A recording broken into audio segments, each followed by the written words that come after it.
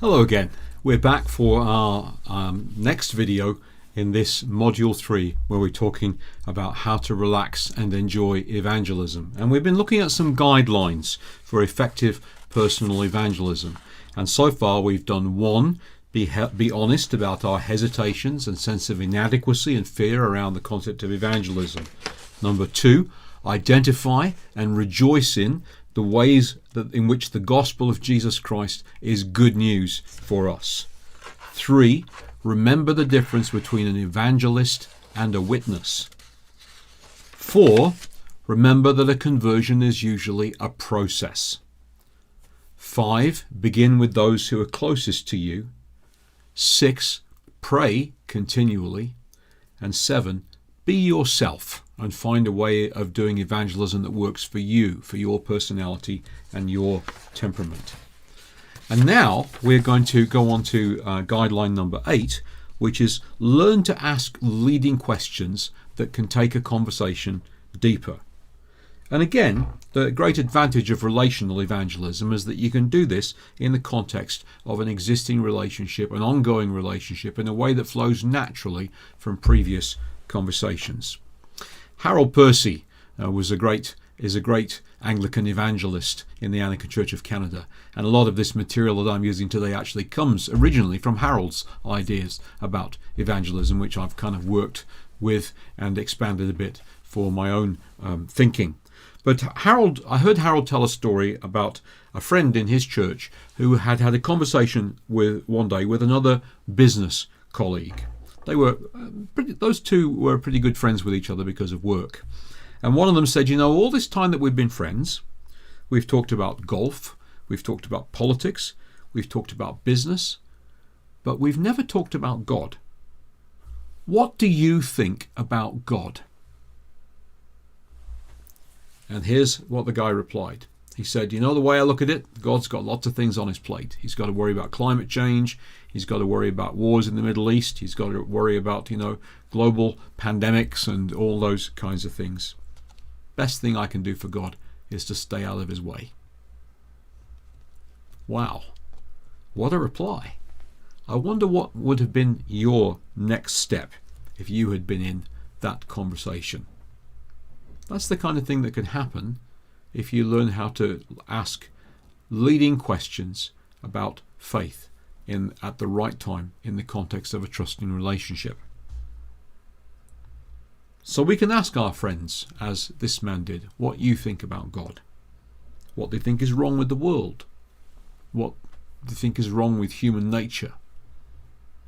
We can ask them how they find the resources to deal with the crises and the stress that they deal with. We can ask them what they see as being their purpose in life.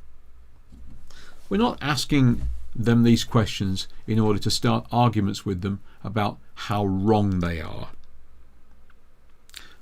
When they tell us what they think, we can say something like, well, that's interesting. How did you come to have that point of view? We can talk about where their convictions come from. At this point in the conversation, you aren't trying to do anything other than understand them and encourage the conversation to continue. So learn to ask leading questions that will take the conversation deeper. And then the 9th guideline flows naturally from that. The 9th guideline is listen for openings and possible contact points with the gospel. I remember I was having a conversation with some elderly Anglicans in a rural Alberta parish many years ago about the subject of evangelism. And one of the women sitting around the table, who I would guess would probably be in her late 60s or early 70s, and had spent a whole life on a farm, said, I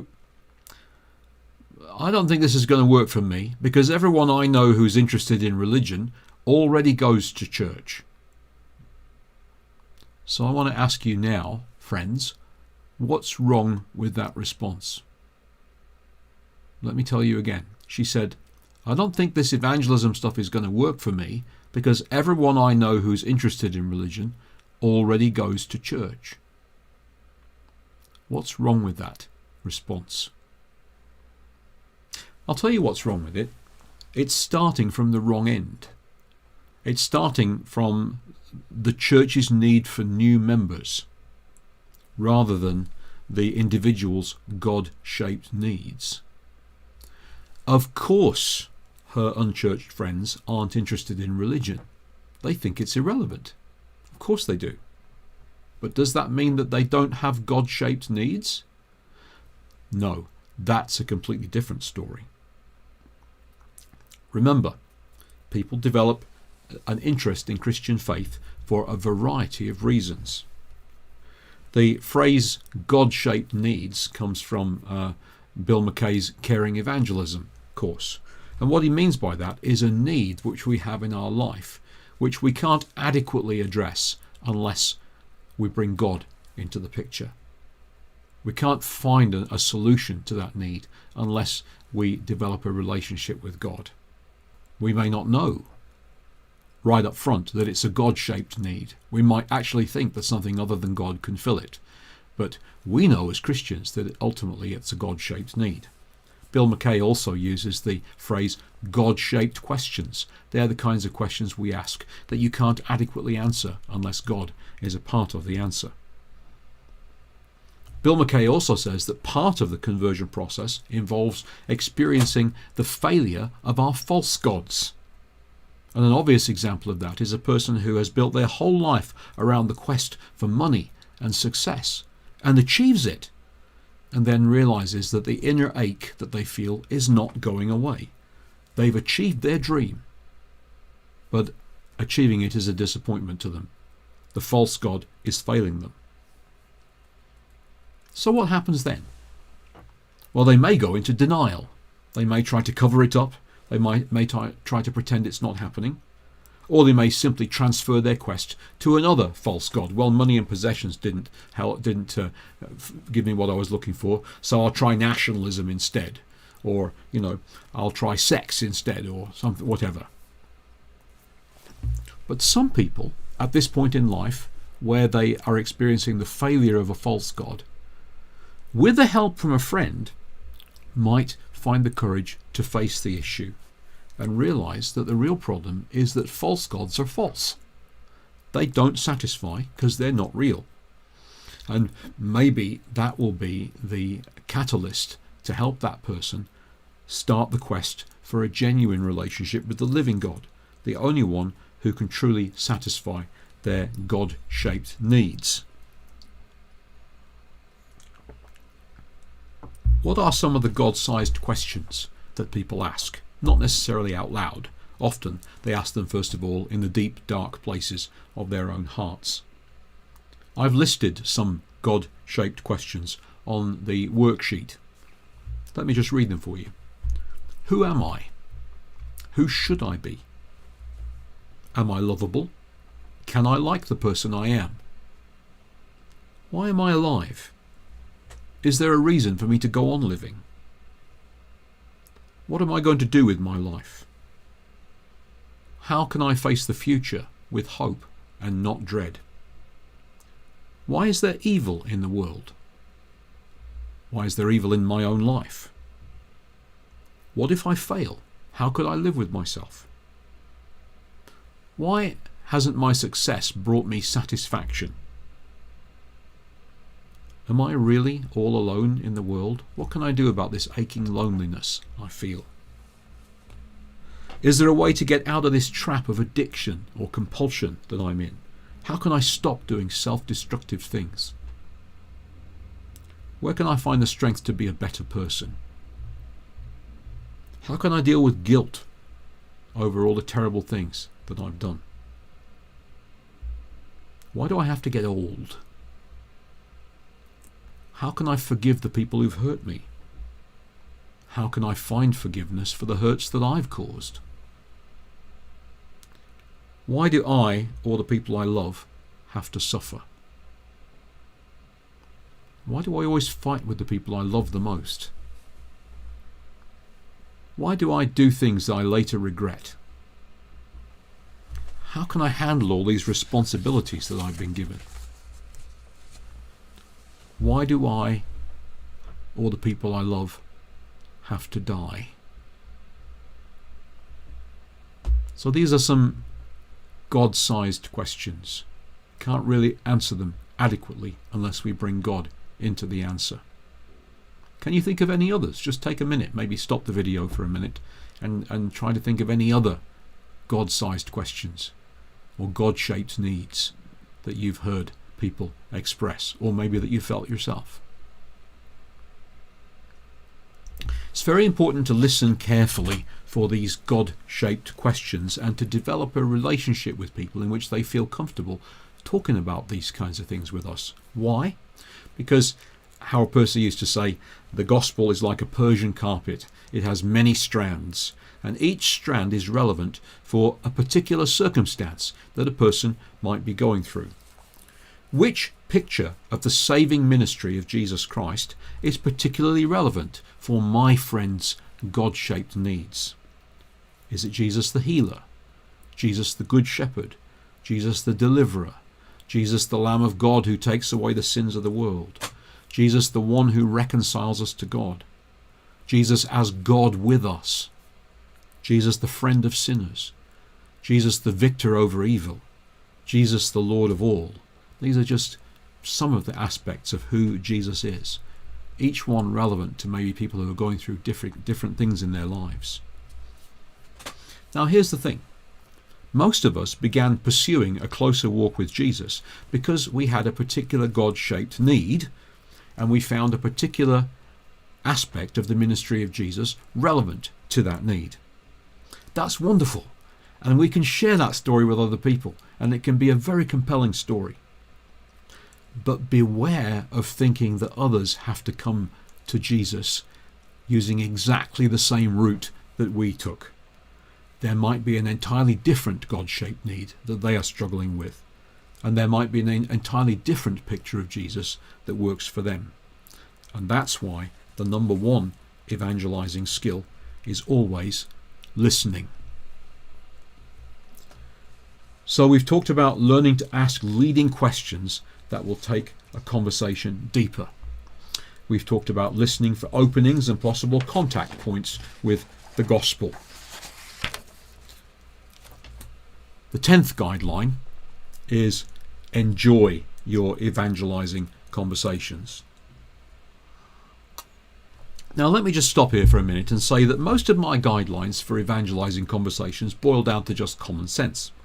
Good evangelizing relationships develop naturally. It's a mistake to try to make them fit into a template. Your friend will notice right away that you're doing that and that you're not being natural anymore. So the most important guideline I've got to give you is just relax, trust God, and go with the flow. Still, here are some words to the wise to help your conversations be more enjoyable. First of all, pick your time. I've noticed that Christians who are trying to be witnesses to others in their conversations tend to make two opposite mistakes. On the one hand, the mistake of being in a hurry and jumping in before trust is built, or on the other hand, the mistake of worrying so much about moving too fast that you never get around to mentioning Jesus and the gospel at all. How will you know that the time is right? Well, let your friend tell you when they are ready for that conversation. As people experience the failure of their false gods, as they realize their need, as they come to see you as a trustworthy and genuine person, sooner or later they will let you know that they are ready. They may ask questions, God-sized questions. They may bring up the subject of God or church or so on. Or they may just say other things that indicate their need. I once had an opportunity to sit in on some training sessions with Maurice Wood, who was the Bishop of Norwich in the Church of England back in the 1970s. And he was a very gifted personal evangelist, especially he spent a lot of time travelling on trains, wearing a clerical collar, and got into conversations with people. And he was sharing with us some of the things that he did in those conversations. And one of the people in the group asked him the question, Bishop Wood, how do you know when it's right to move forward in a conversation in an evangelizing conversation? And this is what he said. He said, I let the conversation develop to the point where I name the name of Jesus. And then I sit back and see what happens. And some people take me up on it, and we start talking about Jesus. And other people deflect, or they sort of talk about something completely different or go off in a different direction, and then it's obvious that they're not ready for that conversation yet. I thought that was great, and I've never forgotten that guideline, and I've used it myself many times in the years since then. So pick your time. Don't give a canned presentation. Having listened to people, having gotten to know them, you're getting a pretty good idea of what aspect of the gospel will seem relevant. Go with that and use it as a point of entry. Sharing personal experiences can be a wonderful way of building a sense of connection, especially if you've had similar experiences to the person that you're talking with. They don't have to be dramatic experiences or life or death stories. Ordinary, down-to-earth ones make a lot better, will work a lot better. But one thing that I learned a long time ago is I should avoid saying something like, I know how you feel. Maybe you do, maybe you don't. Maybe when you say, I know how you feel, the person is thinking right away, oh no you don't. That can be a barrier, so it's best to avoid it altogether.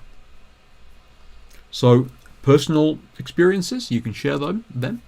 Biblical stories and promises might be helpful if, 1, the person has some familiarity with the Bible, or 2, you can relate them in such a way as to bring out their relevance. I've actually discovered that the teaching of Jesus is surprisingly relevant and often fits with reality as non-Christian people experience it. In lots of conversations with people, I've alluded to Jesus' teaching where he says, what does it profit a person if they gain the whole world but lose their soul in the process?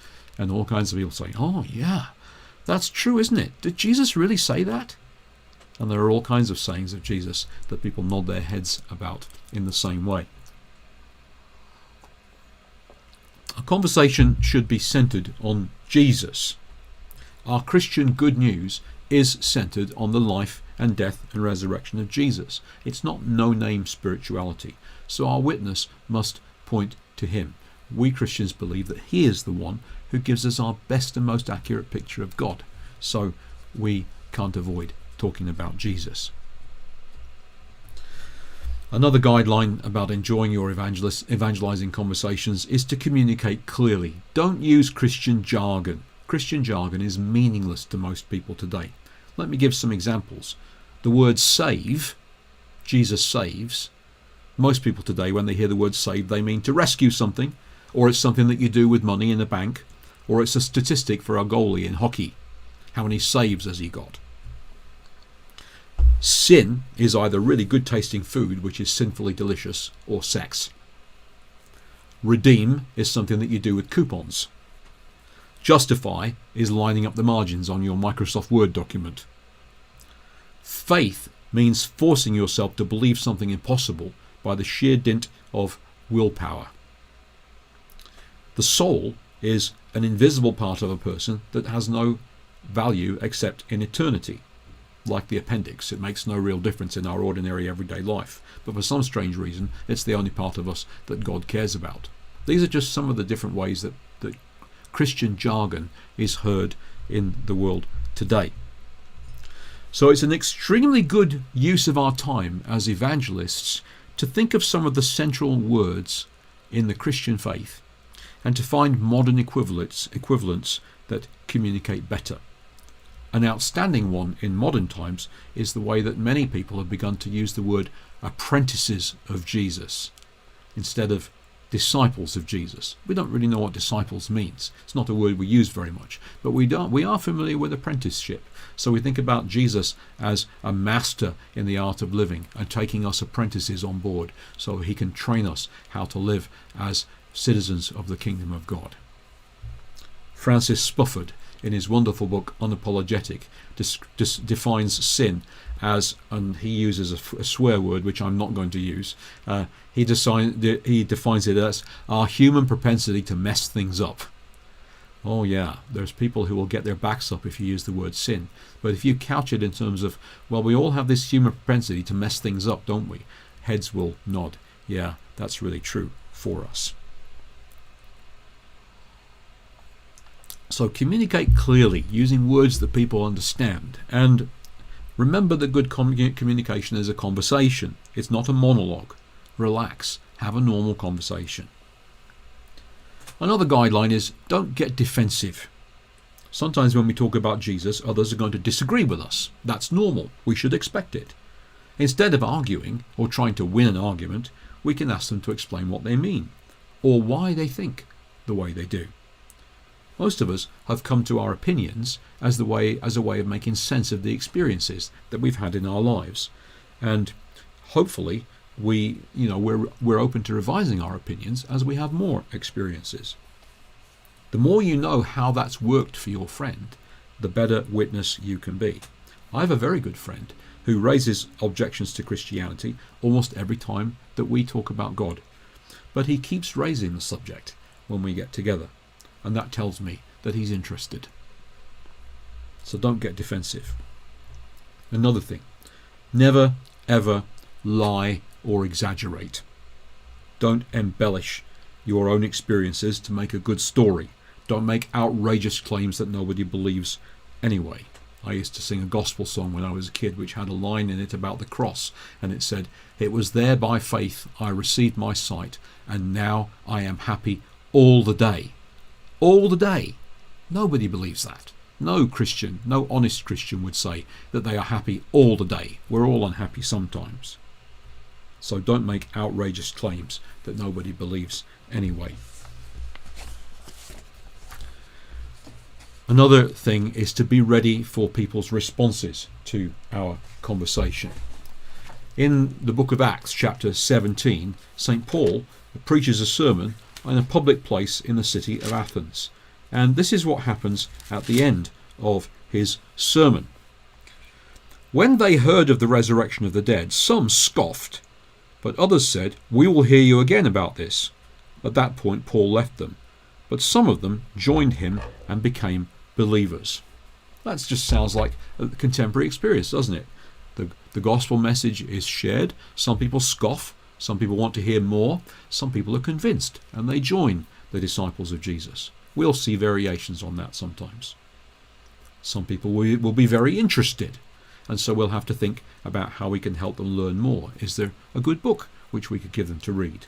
Would they like to take part in an Inquirer's course or a Christian Basics course? Would they like to have some further conversations around their questions? Sometimes their interest will be so intense that it's obvious that it's time to, as we say sometimes, seal the deal and help them to make a commitment to Christ. So some are interested. On the other hand, some are going to reject the message.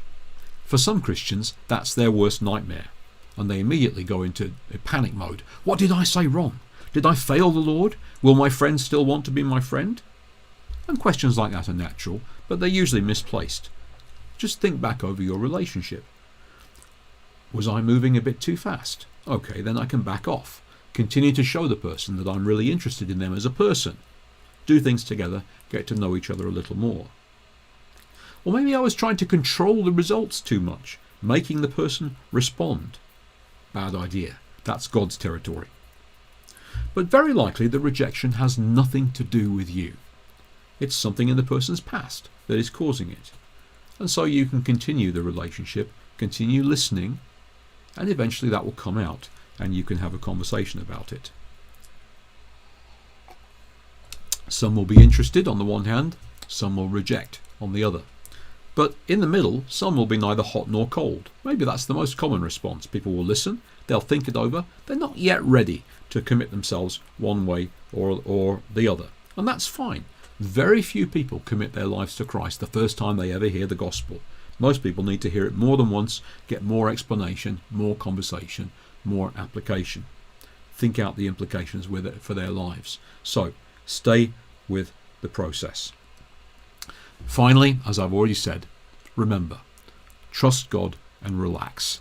This is the most important word to the wise for enjoying evangelizing conversations. Be back with the next video and we'll finish this conversation today. Bye for now.